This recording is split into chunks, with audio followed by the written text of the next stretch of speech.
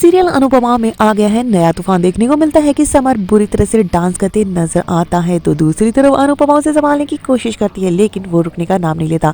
अनुपमा के सामने गिर जाता है और अनुपमा समझाने की कोशिश करती है, लेकिन वो साफ कह देता है कि जो रिश्ता शादी के बाद टूटना चाहिए वो पहले ही टूट जाए। एक तलाक से तो पहले घर भी कर चुका है, मैं नहीं चाहता कि शादी के बाद में हमारा भी तलाक हो जाए। अनुपमा उसे समझाने की कोशिश करती है कि तुम गलत समझ रहे हो नंदिनी को। नंदिनी के पास में घर के नाम पर एक सिर्फ काव्या है, और वो सच तो यही है ना, काव्या को बहुत प्रॉब्लम हो रही है तो उसे तकलीफ तो होगी ना।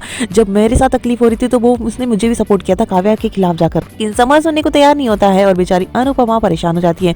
तो दूसरी तरफ देखने को मिलता है कि यहाँ पर भी बहुत बुरी तरह से परेशान हो रही होती है और कहती है कि एक बार तो तुम मेरे लिए अपने परिवार के लिए भी लड़ गए थे, लेकिन आज तुम मुझे समझने की कोशिश नहीं कर रही हो, मैं दूसरों से तो क्या एक्सपेक्ट करूँ। और वो भी बुरी तरह से रो रही होती है। अनुपमा घर पहुंचती है और उसके यहाँ पर पहले से इंतजार कर रहा होता है अनुज, और उन दोनों से थोड़े से क्यूट से मोमेंट्स देखने को मिलते हैं। और उसके बाद में यहाँ पर वो चाय बना कर लेकर आता है अनुपमा के लिए, उसका मूड ठीक करता है और अनुपमा उसको अपनी प्रॉब्लम बताती है और कहती है कि मेरे बच्चों में पता नहीं हमारी तलाक को लेकर ये सब कुछ हो गया है, लेकिन ये पता नहीं उनके दिमाग में ऐसी चीज़ें क्यों बैठ गई है, तलाक को लेकर बहुत ही डर गए हैं वो लोग। और अनुज कहता है कि शायद हमें कुछ वक्त देना चाहिए। तो चाय पीते हुए एंजॉय करते नजर आते हैं।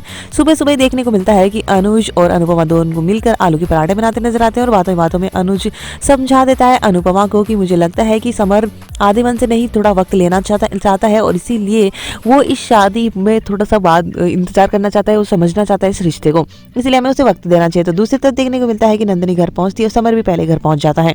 वनराज ध्यान नहीं देता और वनराज के दिमाग में वही चल रहा होता है मालविका के प्रॉपर्टी को अपने नाम करवाने का, और ये सब कुछ तभी नंदिनी आती है और देखने को मिलता है कि वो उस वनराज पर भड़क उठती है और कहती है हाँ आपको तो सब पूरे परिवार की चिंता है, मेरी मासी नहीं है, कल से वो गायब होता, आपको पता भी है कहाँ पे, अगर घर में से कोई और गायब होता तो आप पता नहीं कहाँ जमीन आसमान एक कर देते। और वो कहता है कि हाँ तुम्हें ऐसा लगता है, लेकिन तुम्हें पता भी है तुम्हारी मौसी ने कितनी गलतियां की है।